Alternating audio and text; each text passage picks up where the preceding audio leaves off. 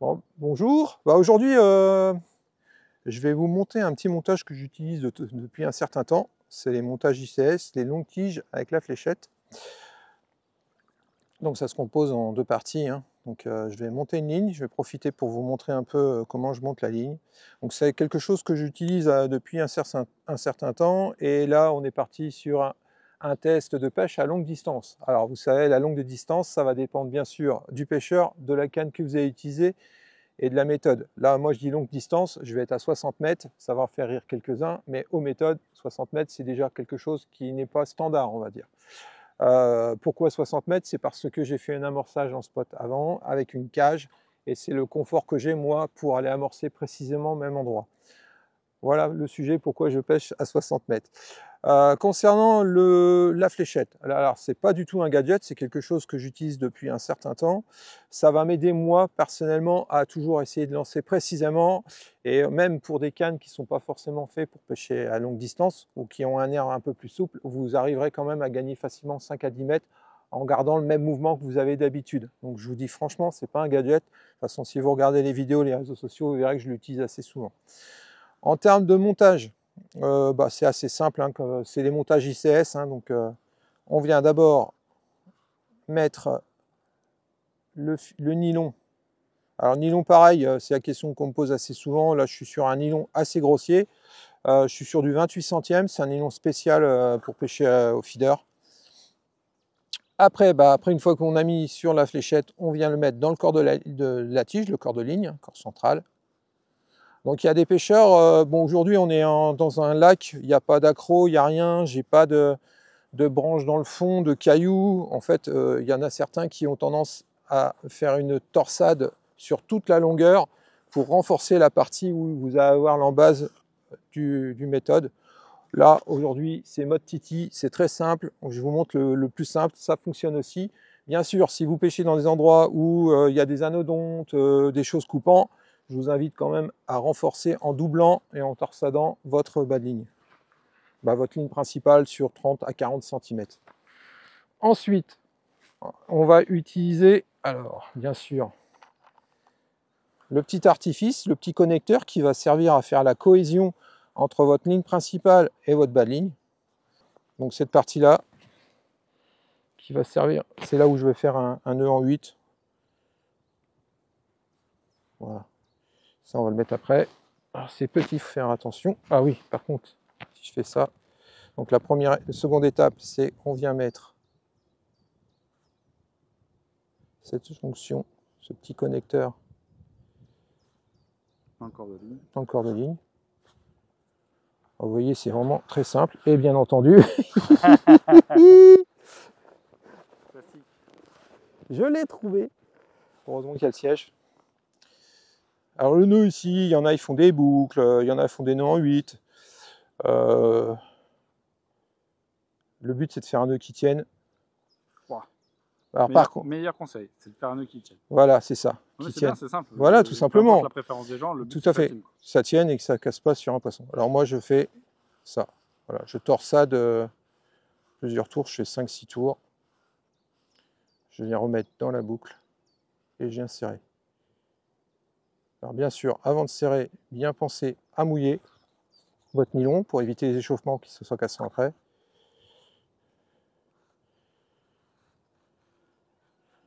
Voilà. Bon, c'est le nœud que je fais, il y en a d'autres plus simples, il y en a d'autres plus compliqués. Comme on disait, c'est au bon vouloir du pêcheur. Le principal, c'est d'avoir confiance en votre nœud. Après, et puis de ne pas casser sur un poisson.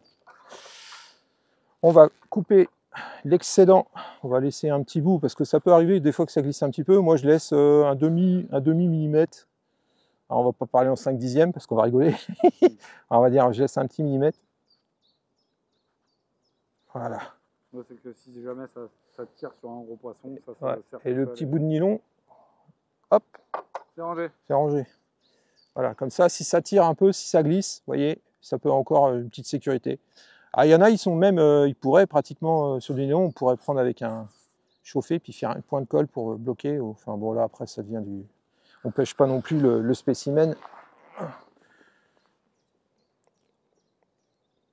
Voilà, vous voyez, tout simplement. C'est monté, c'est tout simple. Alors bien sûr, la fléchette, elle est partie Au bout de la ligne. par gravité, ça descend. Voilà. Voilà le système. Donc je me répète, la fléchette, le La corps. fléchette d'abord avec la pointe. Alors, c'est important Ouais. de faire ça. Ouais, de toute façon, vous pouvez pas vous tromper. Hein. Voilà. Normalement, c'est. Puis bon, sur le packaging, ils expliquent, mais c'est assez simple à monter. Hein. Donc la fléchette, Le corps de ligne. le corps de ligne, le connecteur qui fait la liaison entre votre ligne principale et le bas de ligne qu'on va monter après.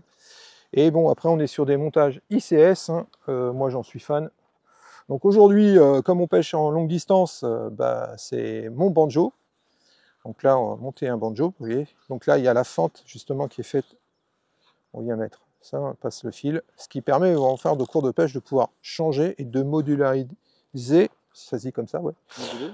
Ou moduler. Changer. Ou changer, on va en termes plus simples, changer. Donc là, c'est en 60 grammes, hein, quand même, c'est assez loin, 60 mètres. Et du coup, si on a besoin de changer sur les quantités, parce qu'on peut utiliser aussi en fonction des tailles plus petites, avec moins de contenance. Là, on va commencer, comme je démarre la pêche, je vais commencer à envoyer un peu plus de pelé ou de farine, et on verra en fonction de la pêche. Après, derrière, si vous utilisez des petites quantités, vous pouvez relancer plus souvent. Quand on utilise des grosses quantités, on peut se permettre d'attendre un peu plus longtemps parce que les particules restent un peu plus longtemps dans le banjo, quoi, tout simplement. Voilà, c'est mon opinion, bien sûr. Et donc là, du coup, hop, tu vas utiliser celui-là au début. Ouais. Et tu peux remontrer du coup comment on change, c'est tout simple. Ouais, bien sûr, avec plaisir. Donc là, on enlève. Hop, ça. Ça c'est la. Ouais, quand vous les achetez, ils sont fournis comme ça. Avec la petite quille. Ça c'est la quille normale normalement. C'est le standard. Ouais. Ça montre la différence entre la quille standard et la quille XL fléchette. Voilà, donc qui fait gagner un peu. Ouais, tout à fait. Mais je vous dis, après on pourrait. J'ai jamais essayé de mettre là. De toute façon, ça rentrerait pas. Mais on peut essayer avec une petite fléchette. Mais je vois pas l'utilité après sur la distance. Mais bon, après la fléchette, donc je disais aussi, ce qui est intéressant, c'est quand on a un vent de travers. Ça, j'ai pu le constater avec un vent de travers, on a quand même une tendance à garder un bon alignement, quoi. Donc ça sert aussi à ça. Voilà. Donc là, pour changer, c'est pas compliqué. Vous retirez la fléchette.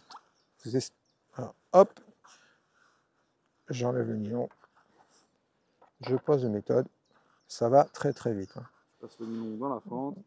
Le nylon, hop, dans la fente.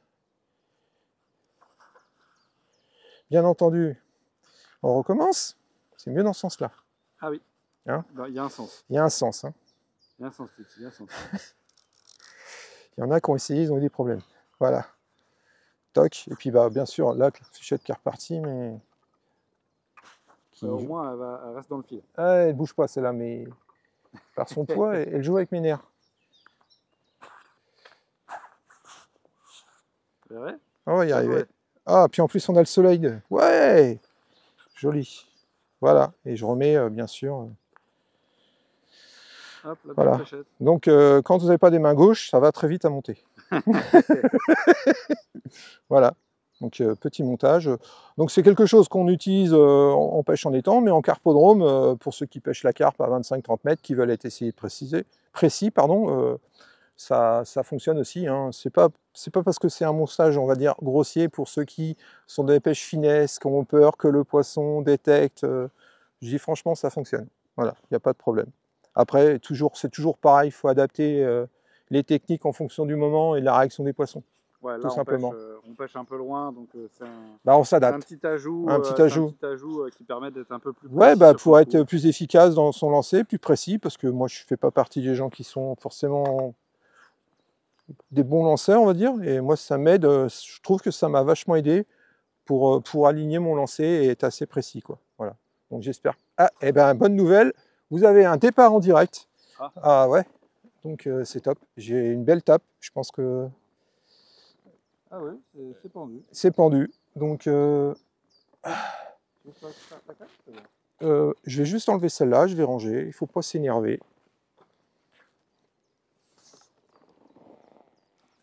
Eh ben, moi je dis que c'est pas mal. Et donc sur cette deuxième canne qui était montée pareil. Montée pareil, la même chose. Donc je ne vous ai pas montré le bas de ligne. On va en profiter peut-être pour vous le montrer. Là, j'ai commencé vraiment sur un bas de ligne fin. Je suis monté en 16 centièmes, donc je vais aller doucement. Avec une vrille et un petit dumbbell, le rose et blanc. C'est une tuerie.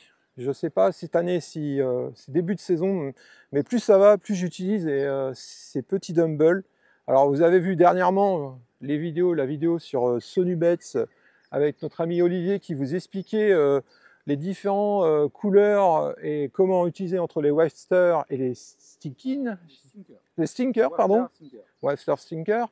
Et les couleurs. Donc franchement là vous voyez, je commence avec un petit rose délavé, rose avec une petite tache blanc.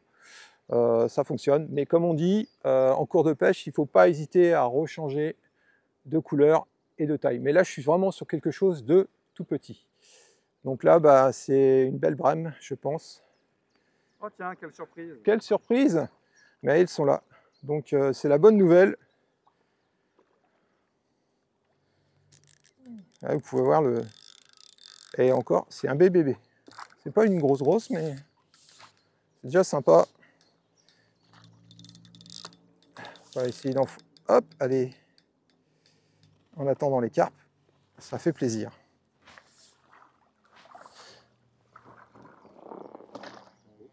Hop. Allez, c'est parti pour la journée baveuse. Alors, hop. Voilà ce que je vous montrais. Donc le montage que je viens de vous expliquer, le banjo, la TGCS, la fléchette, le petit bas de ligne, hameçon de 16 avec un dumbbell sur vrille, rose et blanc. Voilà. Et j'avais mis du pelé de 2 mm dans le méthode, avec un petit peu de farine dessus. Voilà. Et je vous montre le poisson qui est déjà plein de boutons. Ça, c'est impressionnant quand même. Et voilà. Ah, je vais être bien active. Hein. Ah ouais, et puis je vais être encore plein de mucus. Avec le soleil là. Bon, c'est pas une grosse, mais ça fait plaisir. Elle a et regarde les boutons. Il y a déjà plein de boutons, elle a 2-3 moments de frayer. Allez, mademoiselle. Hop. Nickel.